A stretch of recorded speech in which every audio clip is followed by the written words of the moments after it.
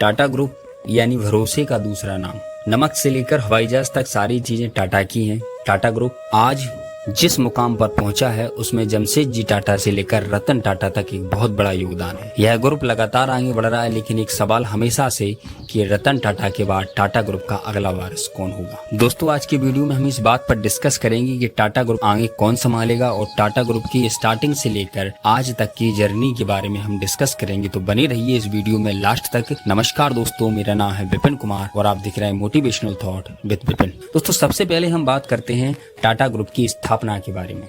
दोस्तों, टाटा ग्रुप की स्थापना 1868 में जमशेदजी टाटा ने एक निजी कंपनी के तौर पर की थी। जमशेदजी टाटा भारतीय उद्योगपति और एक परोपकारी व्यक्ति हैं, जिन्हें भारतीय उद्योगीकरण का जनक भी कहा जाता है। टाटा ग्रुप ने पिछले कई दशकों से भारतीय उद्योग को नई ऊंचाइयों तक पहुंचाया है और वैश्विक स्तर पर भी अपनी एक अलग पहचान बनाई है। टाटा ग्रुप विभिन्न कंपनियों में सक्रिय है, जैसे Tata steel, Tata Motors, Tata chemicals, Tata consumer product. ये सारी चीजें टाटा की हैं। टाटा ग्रुप में इन उपलब्धियों में रतन टाटा का भी बहुत बड़ा योगदान है। रतन टाटा ने कई सालों तक टाटा ग्रुप का संचालन किया और उनके मार्गदर्शन में कंपनी ने नई नई कीर्तिमान हासिल किए। यदि रतन टाटा जी की बात की जाए तो रतन टाटा जी का जन्म 28 दिसंबर 1937 को मुंबई में हुआ था। उनके पिता का नाम नवल टाटा और उनकी मां का नाम सोनू टाटा था। टाटा परिवार में पैदा होने के बावजूद रतन टाटा का बचपन साधारण और सरल था। जन्म के कुछ समय बाद उनके माता पिता में डिवोर्स हो गया और वे अलग हो गए। उनकी परवरिश उनकी दादी ने की। रतन टाटा ने प्रारंभिक शिक्षा मुंबई में पूरी करने के बाद वे उच्च शिक्षा के लिए अमेरिका चले गए, जहां से उन्होंने आर्किटेक्चर में डिग्री प्राप्त की। उसके बाद उन्होंने हार्वर्ड बिजनेस स्कूल से एडवांस मैनेजमेंट प्रोग्राम किया। शिक्षा पूरी करने के बाद उन्होंने अपनी करियर की शुरुआत 1962 में टाटा ग्रुप में सम्मिलित होकर की। उन्होंने टाटा ग्रुप के विभिन्न पदों पर काम किया। उनकी मेहनत और समर्पण को देखते हुए उन्हें वर्ष 1991 में JRD टाटा के बाद रतन टाटा को टाटा ग्रुप का चेयरमैन बना दिया गया। उनके नेतृत्व में टाटा ग्रुप ने वैश्विक स्तर पर विभिन्न उद्योगों में अपनी पहचान बनाई, जिसमें Tata T, Tata Motors, Tata steel, Tata chemical जैसी कई कंपनियों का अधिग्रहण किया। यदि हम उनके जीवन में घटे घटना और उपलब्धियों की बात करें तो रतन टाटा विलफोर्ड की कहानी को हमेशा याद किया जाता है। यह बात सन 1998 की है। उस समय टाटा मोटर्स ने अपनी पहली पैसेंजर कार इंडिका बाजार में उतारी। इसे रतन टाटा जी का ड्रीम प्रोजेक्ट भी कहा जाता था, लेकिन रतन टाटा ने जैसा सोचा था वैसा नहीं हुआ। टाटा मोटर्स घाटे में जाने लगी। उसकी वजह यह थी कि उस समय मार्केट में मारुति पैसेंजर कार ने कब्जा जमा रखा था। आलम यह आ गया कि उन्हें पहली बार कंपनी बेचने का फैसला किया। वे कंपनी बेचने के लिए अमेरिका की कंपनी फोर्ड के पास गए। उस समय रतन टाटा और फोर्ड कंपनी के मालिक विलफोर्ड के बीच घंटों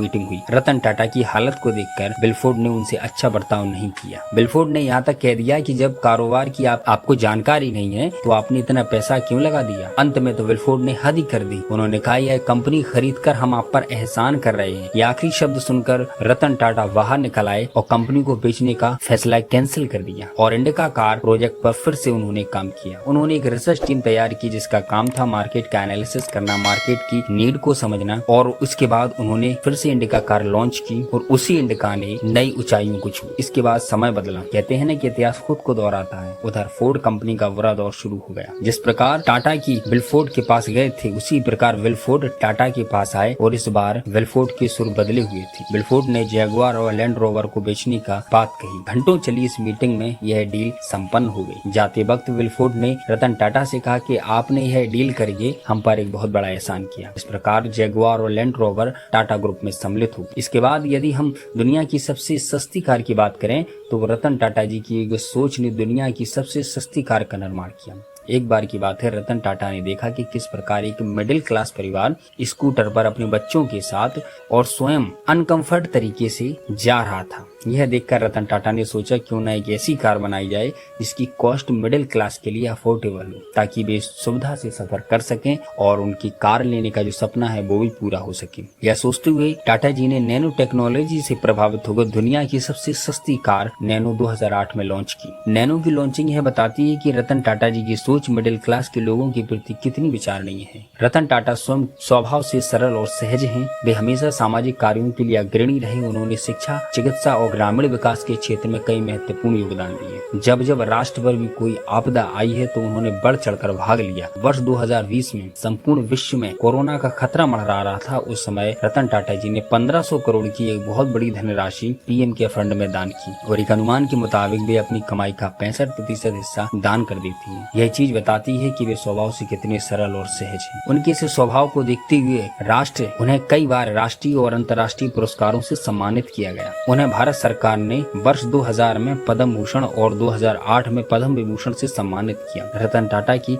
करीबियों की बात की जाए तो इसमें एन चंद्रशेखरन जो वर्तमान में टाटा सन्स के चेयरमैन हैं और शांतनु नायडू का नाम प्रमुख आता है। शांतनु नायडू जो टाटा सन्स में डिप्टी जनरल मैनेजर के पद पर कार्यरत हैं। शांतनु नायडू को रतन टाटा के करीबी सहयोगी और निजी सहायक के तौर पर भी जाना जाता है। शांतनु नायडू ने एक अद्भुत शुरुआत की थी जिसमें कुत्तों की सुरक्षा को लेकर मिडनाइट नामक एक नेक अभियान चलाया था। इसका मकसद था कि सड़क पर रहने वाले कुत्तों को रात में दुर्घटनाओं से बचाया जाए। रतन टाटा जी इस पहल से बहुत प्रभावित हुए और इसके बाद वे शांतनु के कामों की ओर आकर्षित होने लगे। इसलिए शांतनु नायडू रतन टाटा जी के साथ हमेशा देखे जाते हैं। लेकिन एक अत्यंत रोचक और महत्वपूर्ण प्रश्न कि टाटा ग्रुप का अगला वारिस कौन होगा। टाटा ग्रुप की वारिस चुनने की प्रक्रिया बहुत ही सावधानी पूर्वक और विस्तार पूर्वक होती है। यह निर्णय समूह की विभिन्न कंपनियों के बोर्ड के साथ गहन चर्चा और मूल्यांकन के बाद लिया जाता है। हालांकि यह स्पष्ट नहीं है कि अगला वारिस कौन होगा, लेकिन संभावना है कि टाटा ग्रुप का अगला वारिस टाटा फैमिली से ही होगा। इसके लिए माया टाटा को टाटा ग्रुप का अगला वारिस के तौर पर देखा जा रहा है। माया टाटा की बात करें तो माया टाटा रतन टाटा जी के सौतेले भाई नोएल टाटा की बेटी हैं, जो वर्तमान में टाटा ग्रुप के कई पदों को संभाल रही हैं, जो टाटा ग्रुप की अगली वारिस हो सकती है। दोस्तों, टाटा ग्रुप, रतन टाटा और टाटा ग्रुप को आगे कौन संभालेगा, इस बात पर हमने इस वीडियो में डिस्कस किया। आप क्या सोचते हो रतन टाटा जी के बारे में, प्लीज कमेंट करके हमें जरूर बताएं। वीडियो को लाइक करें, चैनल को सब्सक्राइब करें। Thank you for watching.